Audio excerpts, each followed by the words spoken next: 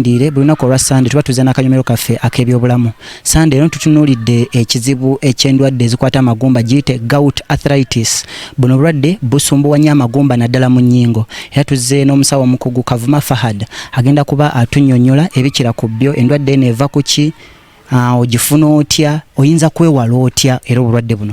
Musawo tusanyusa okulaba, tusaba obuuze ku balabi ba KTV tutandikira awo. Abalabi ba KTV tusanyusa obalaba. Fahad Kavuma lyerinnya, ndi musawo w'amagumba. Leero tuzze kwogera ku ndwadde ya gout arthritis. Gout arthritis ono alinga arthritis omulala. Manya arthritis wa bika bingi.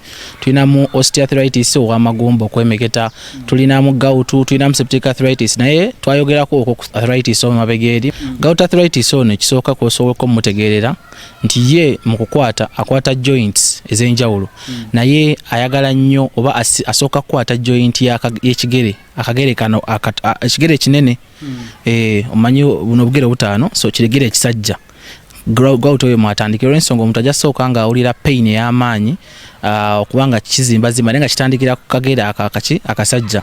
Kati then mu maaso asobola ogenda na spreadinga mu joints endala, asobola okukwatakinga joints endala okuli ezo ankle joint, asobola okwambuka najja mu knee, naye asinga nnyo okwagala joints zino ez'engalo n'ez'ebigere. Kati waveeyo wansi mu kigere ekisajja ebiseera ebisinga atya nnyo okusibira mu ngalo zino eno. Nosanga nti abamu asobola okulira nga awulira pain mu ngalo, awulira okuba nti zisanyalala, awulira okuba nti afunamu ebifunfunyi. Kati gout oyo wagenda akola kuba tulinamu kye tuyita acute gout, yaba yakajja, ne tulinamu kye tuyita chronic gout. Gout ono aluddewo atawona.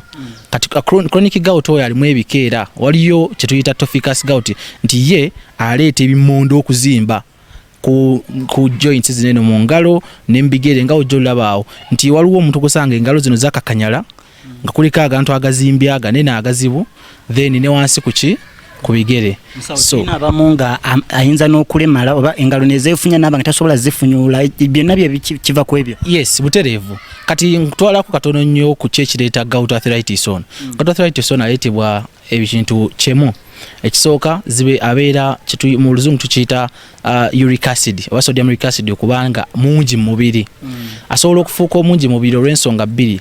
Either ensonga emu asobola okubanga producing bwa mu bungi, tujja kwogera ku biki omuntu ebizo kwetobanga kiyita omubiri gwe kubanga producinga uric acid yo kubanga mungi.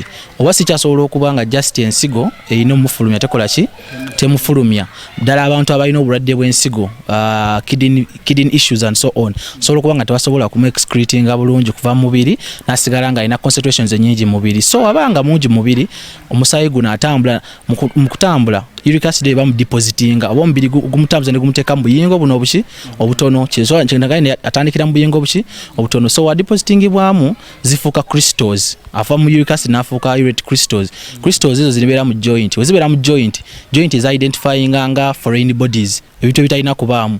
So mu kureactinga n'esindika obusirikale bw'omusaayi ne bulumba ki joint tandika okubanga yekola ki yeerya nga yeemeketa. Kyekireetawo pain ey'amaanyi, ka temperature aka increasinzeemu n'okubanga omuntu kati tugenda nga tuyiwa butuyetisa obungi obwo, kyekireetawo okulya okuzimba.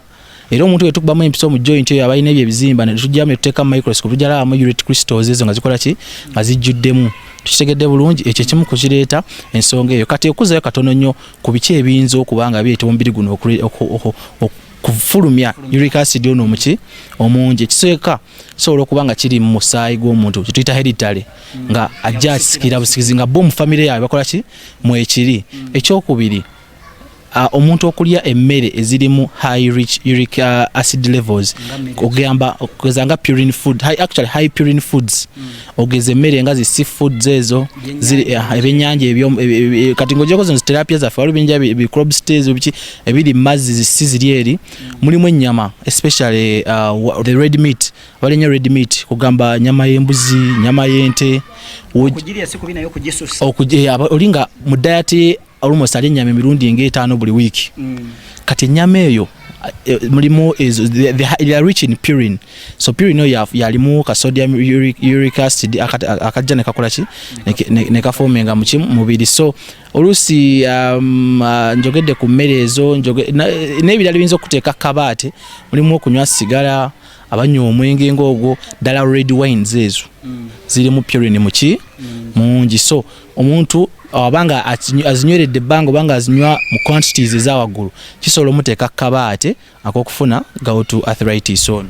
Ababirya n'ababinywa ebyo byotugambye ebiri at high risk okuleeta endwadde eno bwe banga babadde babikozesa naye nga tebannafunamu obuzibu bwonna, tukitwale nti ensigo zaabwe zikyakola bulungi oba tukitwala nti oluusi yinza okuba nga concentration tennaba kusukka kuba ffenna tulinamu sodium uric acid oyo era naye tepima mu musaayi, naye okutandika okuleeta obubonero bwa gout okuba nga adepositingibwa alina level kwakola ki gyasukka, kati oyinza okuba nga level zaabwe tezinakola ki tezinnasukka oba oluusi nga n'ensigo zaabwe namu nga zimukola ki zimugyamu, naye mu maaso awo singa basigala nga baliirako eyo rate tetugamba nti mubiveeko, but however oregulatinga. Kati mu kaseera nga kano ak'ennaku enkulu bantu baagala nnyo okulya ennyama, abantu baagala nnyo okunywa zi red wines ezo and so on. Kakaseera katuufu okabawa message eno nti ennyama eyo tulyeko ki ntono kigerogero, tolya nti ennamba gituulako omuntu omu, tonywa mwenge wine mumalayo chupa zonna kozi kigenda kuteeka kabaate ak'okufuna ekirwadde ekyo. Babeere nga bakendeeze ki ebintu ebyo, then nebiri ebisigadde ebyo okusmokinga nga tujja tubyogerako